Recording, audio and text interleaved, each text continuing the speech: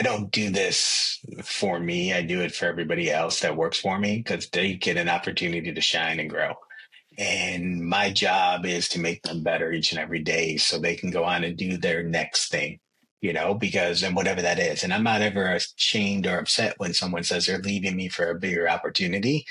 And I take that as a pride component because I've taught them how to go and build, and then hopefully they can take the culture we put in place and install it somewhere else and do the same thing for the next group.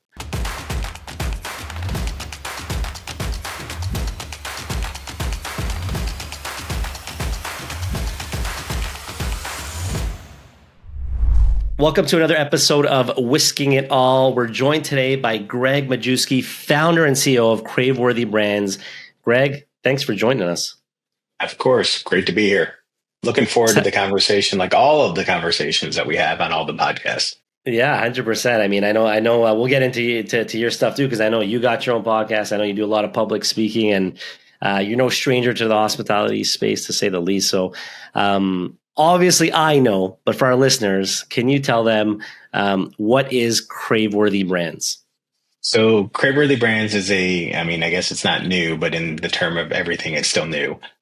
Started in January 2023 to create a incubator of sorts to emerging and legacy brands so they can compete on a national scale and have shared services and everything else and have a chance to grow at a much more expedient rate without having PE sort of dictate their growth if they're not ready and everything else. You grow as a team as you need to be as an operator's point of view. Being a restaurant operator, I felt that PE and and family offices and stuff like that in the past have always put undue pressure on restaurants to grow when they're not necessarily ready to grow. Here you come in and yes, we still operate in the same mentality, but you grow when the restaurant's ready to grow and you focus on the proper things and you focus on your franchisees winning first and not your bottom line of your company. So we take it in the shorts maybe a little bit longer than we should as our franchisees start to get up and running to where they need to be. But our philosophy is if they're winning, we in the long term will end up winning. Right. That makes a ton of sense. And, for the people listening in prior to this, I know you were the CEO at Jimmy John's and, correct me if this is wrong, but I saw something like from 30-ish stores to 300 stores. You expanded from 30 to 300. So to our listeners, some good advice will definitely come from this podcast. But I'd love to know a bit about what got you into that. So I always like to go for the story, and then we'll fast forward and talk about Craveworthy Brands. But I love to understand how people got into the hospitality space. So if we rewind even prior to Jimmy John's, like what got you into the space? So, if you go all the way back, I put myself through college working odd jobs, bartender, barback, suit salesman, everything else because I screwed up. I was a kid with a silver spoon that, looking back at it, I could have had anything I ever wanted. And my parents were going to pay for school because my dad worked his butt off and I made a mistake and I didn't get 10 classes and I nearly flunked out of school. So my parents cut me off. Most people get cut off. You still have some support. And my parents cut me off. I had to survive on my own after that fact. And we put myself through school through all the odds jobs. Did not at all ever wanted to be in the restaurant industry. Went to school for forensic tax accounting. And as I was on my way to go to Arthur Andersen as one of, two hires in this department, a guy by the name of Jimmy called me out of the blue. And the rest is sort of history. Jimmy and I met. He gave me an internship. And then I negotiated a deal to sort of set the rest in stone and exceeded every expectation as I moved up from intern to controller to CFO and COO to all three of them when I added the CEO title. Wow, that's impressive. And so can you share, I know it's going to be hard to say it in such a short amount of time on here and you can only condense so much experience, but can you just allude to some things that were important when it came to scaling from, 30 to 300? The biggest thing that, and it still doesn't change no matter what the size is, it was the belief in what you were doing. It was following the playbook and not deviating from the playbook when things got hard. And in the restaurant industry, things get hard all the time. And you start to question, can I do this or can I do that? Or how bad do I have to discount to build sales? Or, oh my God, it was a bad month and I'm going to lose everything. We stuck to a plan and believed in what we were doing. We fine-tuned it continually, but the plan was the plan. And we operated under that mantra. We knew what our core beliefs were and we didn't deviate from those. We knew we were a great sandwich, that we could deliver it freaky fast, and that we could make our franchisees money by being something different and offering that delivery component. It was also building a culture of people all working towards the same common goal and the same Right. belief. And that was the Right. most important thing that we did, was that culture piece, that everybody worked their butts off to get us to that next point. And that, typically it was a 40-hour work week, but for us, it wasn't 40 hours. It was 60, 70, 80, sometimes 100, but it didn't feel like we were working. We were all doing it to the same march and the same beat because we believed where we were going. And that's what accelerated the growth more than anything, is that we believed we were just killing. Right. I love that. And I think those are really two good takeaways. Like, having leadership that inspires and has a clear vision, and instilling that culture, that makes a ton of sense. And then sticking to the plan, which might not be easy. So if we dive in a bit to like sticking to the plan, what are some areas that you think were like super important, right? I know in restaurants, a big piece of this is, people always talk about, especially in my space, the food costs, the beverage costs, the cost of goods in general, labor. But I'd love to hear from your point of view. What are some core things that were important to your plan? It was easy. It was being freaking fast. We took that as our marching tune. We knew we wanted deliveries out the door in 5 minutes, and we tried to get Wow. them to the customer in 10 minutes or less. Wow. And that was what we built our entire brand on. So when you sat there and got your sandwich, we wanted to beat you to it and make it in 15 seconds or less. And you were standing at the register with your food already. That's That amazing. was what we built everything on. And then obviously fun advertising, great food and all that, but it was speed. We Speed. became a convenience item. And it was the Mm, convenience of being able to get that product delivered. It was being able to get it fast when you came in, but it was able to get this great sandwich better than the competitors that were out there at the time, and get that in such a speed that made your life convenient. So you can now have it 3, 4, 5 times a week because you knew it would be there in 10 to 15 minutes, mm, and that's what gave us the boost and what we had. And that was all Jimmy. I mean, Jimmy was focused on delivery from day one, way before anyone else was even remotely into that product. wow. Jimmy was delivering a sub sandwich back in the early 80s. I mean, so Right. think about it. No one else delivered at that point besides pizza. Right. It's true. And And maybe your occasional Chinese restaurant, but yeah, pretty much yep. just pizza. That's crazy. And so for people listening that maybe have, a handful of either QSRs or fast casual restaurants, and they're, as they, maybe on a smaller scale, they're at 5, 6, 7 locations, and they're looking to scale up. What advice would you give them? So, I mean, the hardest part is getting from 1 to 2 and then 2 to 5. That's the Interesting. hardest thing Okay. that you're ever going to Okay. do. So you know what? Let's go there then, because if that's the hardest part, let's talk a bit about that. 1 to 2 and two to So, five. and that is if you're a franchisor or a franchisee or anything of that nature, that's where it gets hard. Okay. And that hard part is because you have to make sure your systems and procedures actually scale and that you can operate the restaurants without actually being in the restaurants all the time. Right. And Right. can you duplicate what made you successful in store one in store two without you now being split between 1 and 2? Very Right. hard. And you can't do it if you don't have systems. So it's developing the playbook and the systems that you're going to use day in and day out to make sure store one operates exactly like store two when you're not there. Got it. So we use the analogy all the time. Would you get on a flight without the pilots going through the checklist? Hmm. And the answer is always absolutely not. I would never Right. take that flight.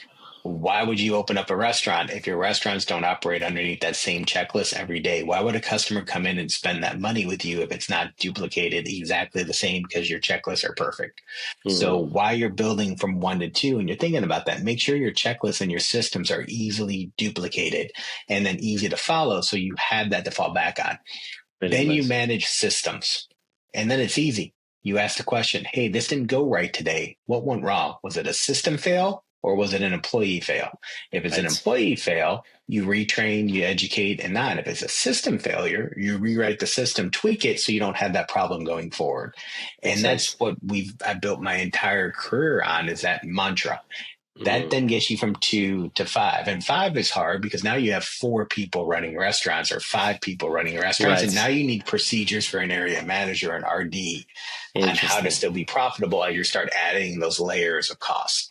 Interesting. And the issue that continues to remain is those added layers of costs, That's it. and so you can have a very, very successful one restaurant. You can have two, you can have three, but when you start putting the overhead or the infrastructure in, 5 is sort of where you know if you can make it or not with Interesting. above store people.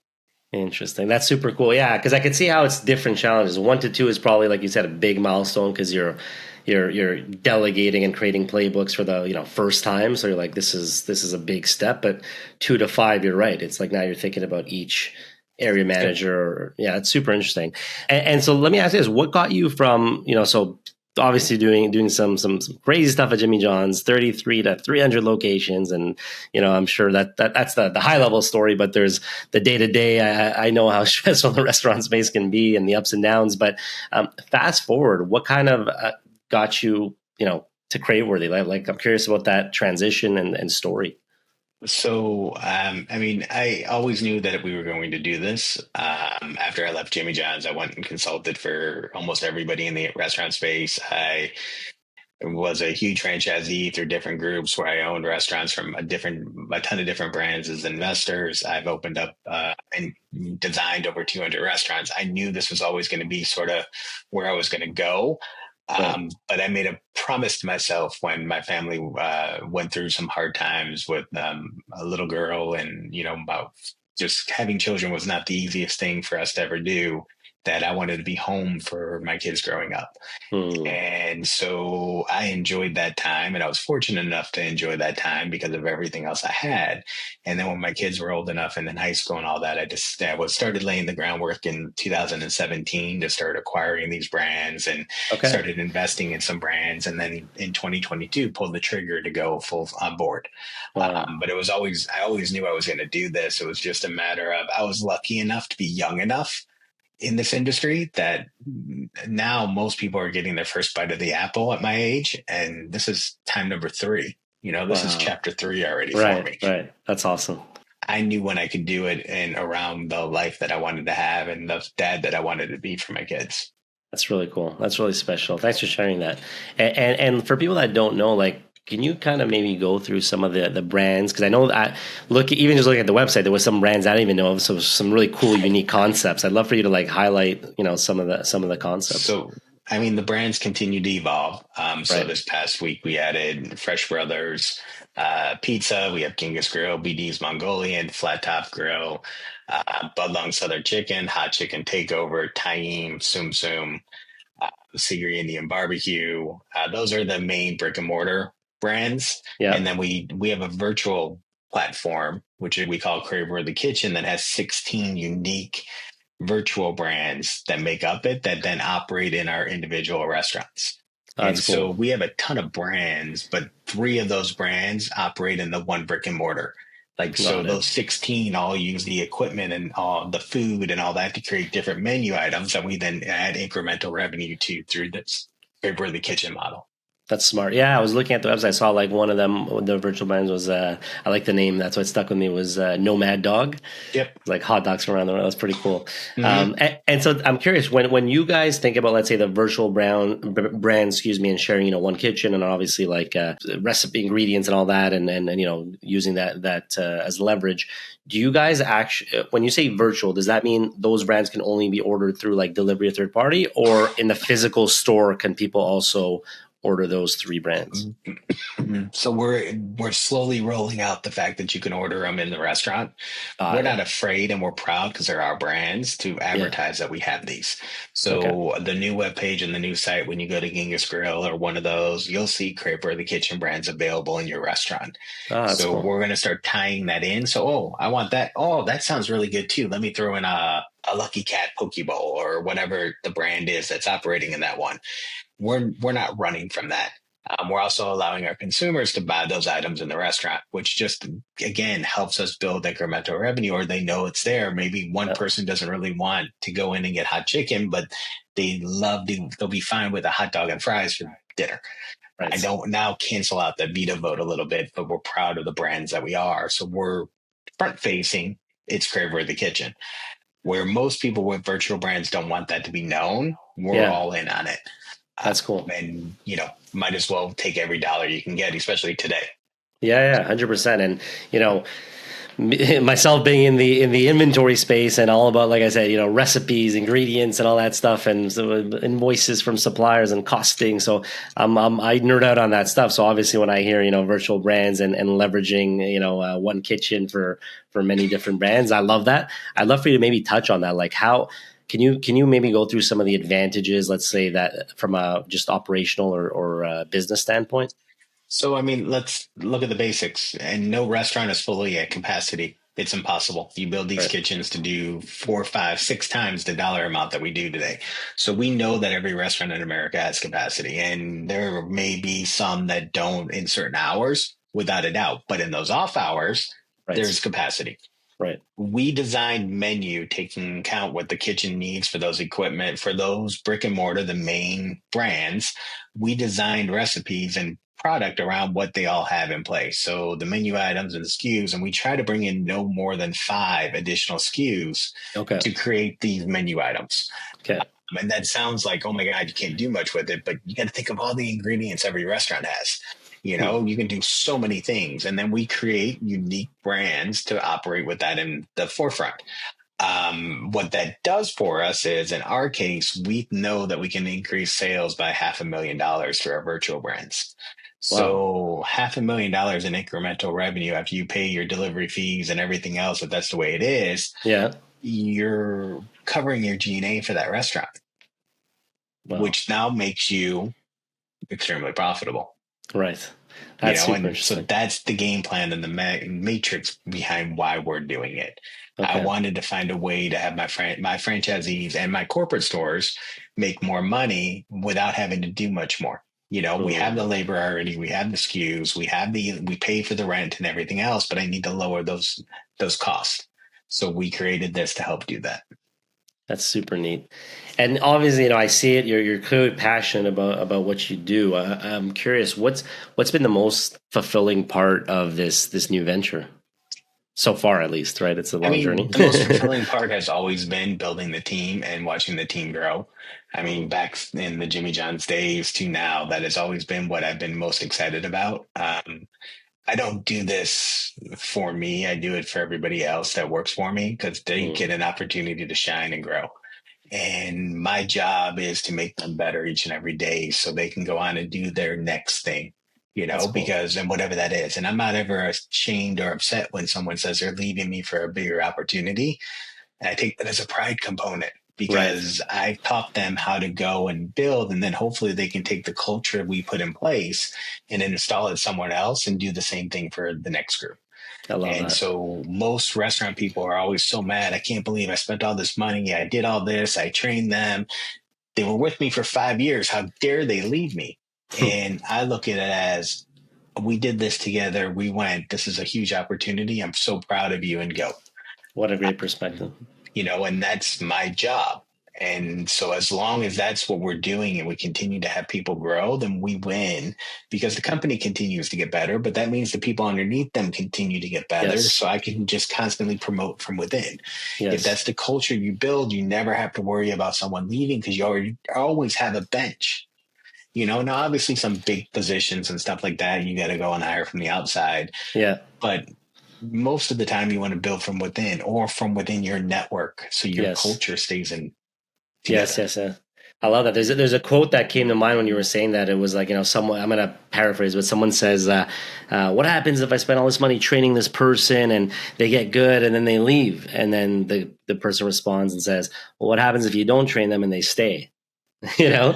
And and so and I mean, and we spend a lot of money on training and we spend a lot of money on fostering them to get to that next level, so we do that in a way that is crucial and we're proud of that. And I want people to leave. Now, I don't ever want anyone to leave. I'd love for them to stay because we're all just making so much money and all that, but yeah, everyone has their own personal goals. And, right. if you want to be a VP or a senior VP, or if you want to be a CEO of a company, as long as I'm here, that job's not open.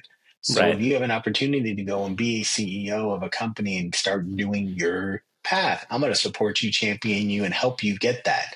Right. And that's what makes a great operator or a great leader so much different than everybody else. A great leader wants you to go somewhere and be successful. A bad leader is going to be bitter that you left and hold it Mm. against you for the rest of life and never want to talk to you again. And I know people in the industry in some of the biggest jobs ever that are just bitter because someone left them. Wow. That's not why you Wow. should be bitter. You should be thrilled. You got that guy the job because you taught him. That looks Yeah. great for you. Yeah, I love that perspective. And labor is obviously a hot topic in the hospitality space, and more specifically, turnover, staff turnover is there in every industry, but we know in the restaurant industry it's high. So it sounds like you really care about your team and you take a lot of pride. So anything you can share when it comes to retaining talent? I mean, here's what I'll tell my team because they complain about it all the time. If you just pay people what you should pay them, they're always going to look for the next job. If you overpay, they're going to work for you harder and eliminate somebody else. And it's mind-boggling to people. Oh my God, I'm going to pay someone more. But if you look at the history of my history or Jimmy John's or everything else, we way overpaid for the positions that we had. So we never bothered to look for something else, you know, because we were happy and we just thought it was normal. If you take care of Right. people day in and day out, they're not going to leave you. Right. If you're trying to worried about the bottom line so much that you can't give someone, hey, $2 more an hour, and I'm throwing that out there Yeah. because, that's, of course, they're going to continue to look. Yeah. But if you're taking care of them and paying them more than what they're worth, they're never going to look, but they're also going to eliminate other people from the organization. Now, if they're not willing to do that part, take on more and eliminate others so you can make cuts elsewhere, then they're not the right person to give that bigger That wage to. raise. That's fair.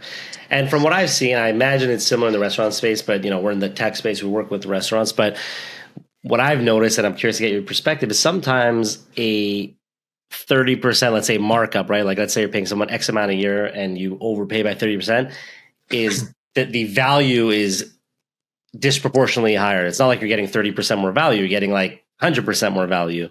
So there's like at least in my world, there's a disproportionate relation between paying someone a bit or enough above what their expectations were and their Right. output. And so what I realize is like it just makes economic sense. It's like, hey, by paying a bit over market, this guy's twice as good as the other guy in line. So it doesn't make sense to say that. But I'm curious in your space, how do you think about that? Is there like a I threshold? don't. I mean, I know what I think people need to be comfortable or be uncomfortable in life. Fair. So my key people, I take extremely good care of. And if I can't pay them enough, I'll pay for a vacation or, something different out of Got it. my pocket personally to get them somewhere. And I've Got always it. done that. I've bought cars, I've put deposits down on people's homes, I've, Oh, wow. stuff like that. And I just know that the people that are taking care of me, because I can't do this without them.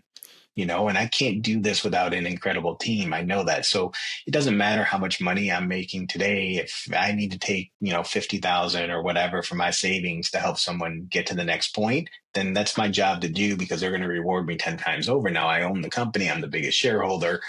I look at things a little differently, but in Right. life, it Right. doesn't matter. So executives and leaders tend to always want a pay raise, and the bad ones will take the pay raise before they make sure everyone else has it. Right. I've always had the different philosophy. I'm the last one to take a raise or the last one to get anything extra. My team gets it first.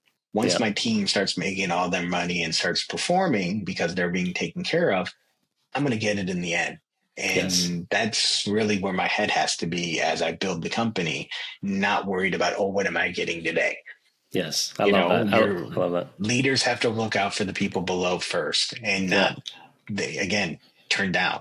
And it Yeah. bothers me when I see some of these bonuses and everything else that are out there Yeah. that, oh, I made, $1 million in bonus this year, but my staff doesn't have any cash and they're struggling in your turnover. So you still have taken the $1 million. Mhm. No, I love that. It is. I'm very similar. It's different, right? I'm in the tech space. My team's 35 people is not as big, but same mentality, especially in the early days when you're a one person team, two person team building a company, and you're trying to get good talent. It's the first thing is like, hey, as long as we can find good talent, I'll just take whatever I need to just Right. survive, and you keep growing and growing and looking long term, right? And in this space, more than any, like again, every job, every company wants to see their leader doing their jobs, wants them to be part of it, wants you to ask. The best leaders in these organizations actually go in and can do the job of everybody in the Yes. organization and then go in happily and help and just show up and do it some days. Yeah. You know, I can go into a restaurant and open and run any of my restaurants, any of my brands. I can go and function it. There's a lot of damn brands, you know, so but yet I'm able to do it. And when I walk in, my staff knows that I'm going to go and clean tables or clean the bathroom or run the grill or whatever, because that's where it's my happy spot. I'm Yeah. happy when doing it That's because I awesome. get to see them. I get to interact with them. I get to hear the things that are going wrong in the restaurant or things that they think can be improved, because all of a sudden they open up to me Yes. and I start getting information that I may not get just sitting in a meeting, listening to the reports. Yeah. I now know what's really going on in the restaurant. And so I do it Yeah. all the time, but I do it because I want them to be able to share with me and tell me honest feedback. Yeah, no, that's amazing. It's one of the reasons. It's funny. Sometimes I take on maybe like handful of like demos, online demos with restaurants a month, and sometimes the restaurants are like, "Why is the CEO doing a demo?" And I'm just like, it's for me, it's a way to stay close to the customers. It's not a big deal. I take maybe one a week. It's half an hour, and it just gives me a chance to be on the ground floor, hear what pains restaurants are feeling, how that's evolving, you know, different pains from inventory to ordering to just recipe costs or whatever it is, but it keeps me in tune. So I find that super important. And to your point, I think good leaders have a good balance of obviously vision, high level thinking, strategy, et cetera, you know, just leading by example, but also being able to kind of get their hands dirty and do that as well. Switching gears, I wanted to just ask you, like, there's tons of stuff happening in the space, and I know AI buzzword, but really, like, there's a million and one things going. I'm just curious from your perspective, with the industry evolving so fast, what are some trends that you're seeing that excites you the most right now? So the trends that excite me the most is obviously anything that improves customer experience. Yep. So those are the things that excite me. How do you get throughput up? How do you improve the customer experience without taking hospitality out of the restaurant? Yep. So I'm a big believer in tech behind the line. Yep. And not so much. I don't want it to remove the hospitality component. So there, if you have Okay. kiosks, I think kiosks need to have somebody focus out there still to sort of manning it and Mhm. teaching people how to do it and asking the questions to speed up that process. Yep. But I'm all in on tech everywhere else. You know, if you can have AI to help you, you know, teach people and help inventory and help manage the process of what your projections should be and get that down to science, then why wouldn't you go and explore those avenues? Right. My biggest fear in the industry is that we've been an industry that has never had tech. You know, we were Yeah. tech adverse for so Yeah. long. Yeah. There's so much incredible tech coming at us right now that Yeah. we get pigeonholed on the shiny thing, Yes. and we don't fully invest in the technology we already have before we get Hmm. onto the next tech. And now we're saddled with subscription fees and everything Yes. else that are going to bury the restaurant. Yeah. So my biggest like advice in all of this is pick your one tech item, get it perfect. Yeah. Don't look or talk about another piece of tech until that one tech is working on everything the way it's supposed to be working and you're using everything it has to offer. So I'm guilty of this. We have Ovation. Yeah. Ovation is something I'm a big fan on. I did not know, and they did a bad job of telling me this. They offered text to those people that put in Ovation surveys. Don't know when it came out, but Zach and I, everyone in the industry knows how close we Yeah. are. And Yeah. I've teased him now for the last 4 months that I, who sit on his advisory board and am an investor, did not know that his product did this. Wow. That's so You know, funny. you have to know what you're paying for fully so you can take advantage of what's out there. Yeah, well said. Well said. One mistake I see restaurants make sometimes is they get and it's not their fault, but they get, to your point, they get bombarded with all these different tech, and sometimes they forget, wait, what am I actually looking for? So I always tell people, if you're like in the market right now, you're opening a new restaurant, your main focus is like finding your point of sale. Okay, focus on that. If your main focus is now, hey, I don't know if I'm making money because I can't really track my food costs. Focus on that. But what I notice sometimes, and it happens, I'll speak to clients and they'll talk to me and they're like, oh, we're looking at software X software, but then they'll mention other softwares that do 1,000,001 things. And I'm like, but remember, you came here because you told me your biggest problem right now is your food costs are out of control. So why are you talking to me about this and this? So my biggest advice is always for restaurateurs shopping around, make the list before you book these demos of what you actually care about, and then look at that checklist. Because if not, you get distracted easily and you start judging on features you didn't even really care about. But now you're like, oh, yes, this other software could do X, Y, Z when you didn't really care. So I always say, make a checklist first. What matters? What do I need for my restaurant? And then when you meet with these software companies, you can kind of do your due diligence. Yep. But no, that's great. Well, listen, I know as we kind of get to wrap it up, one thing I wanted to ask you was just every business is obviously faces operational challenges. I'm sure you did at Jimmy John's. Curious to like what operational challenges are you potentially facing today, right? Just to give a behind, if you can, a behind the curtain look. I mean, it's no different than what it's a pricing issue right now. Yep. So we're facing the headwinds of the consumer doesn't have the disposable income that they once did, and they're choosing what they should and should not eat. You see the things that they're not willing to part with, Chipotle's and all that of the world that are still seeing positive sales. But the rest of the industry transactions are down, and it's because we've taken too much price. And what's funny is the restaurants that have not taken price are still feeling a price issue, and people are saying they're too expensive because everything else around them is too expensive. As an industry, we effed up. And I say that as nice as we can be. We effed up. We did not adjust pricing back down when we should have. We took way too much because we thought it was going to continue. So, I was going to take enough to last a year, and then it didn't happen, and now customers couldn't feel it. And now we're in this pricing conundrum.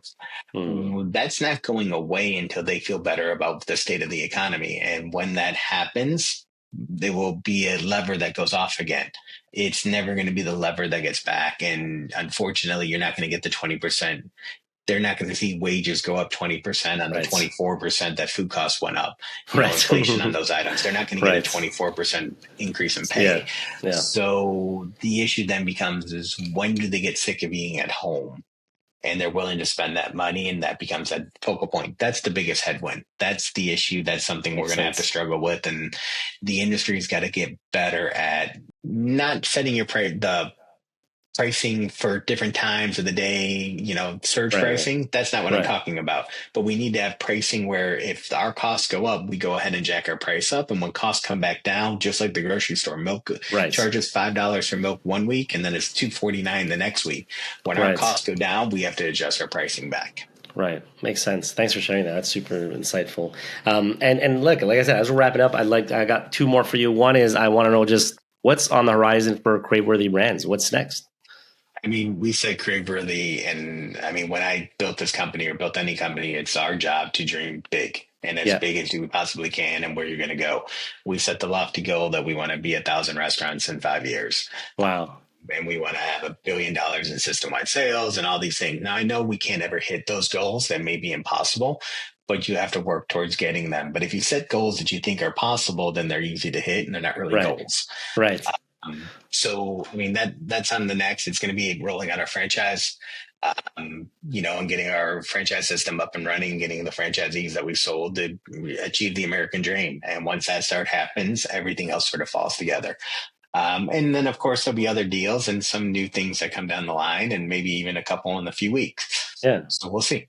Exciting. And that leads me to my last question. For people who want to follow Craveworthy Brands, I always like to give a chance for you to plug your stuff away. So for people who want to follow your journey, just go ahead. Where can they find you and the brand? So easiest way is go to craveworthybrands.com, hit media. You can go ahead and follow our podcast, which is Room for Seconds. You can find me on LinkedIn, Twitter, Instagram.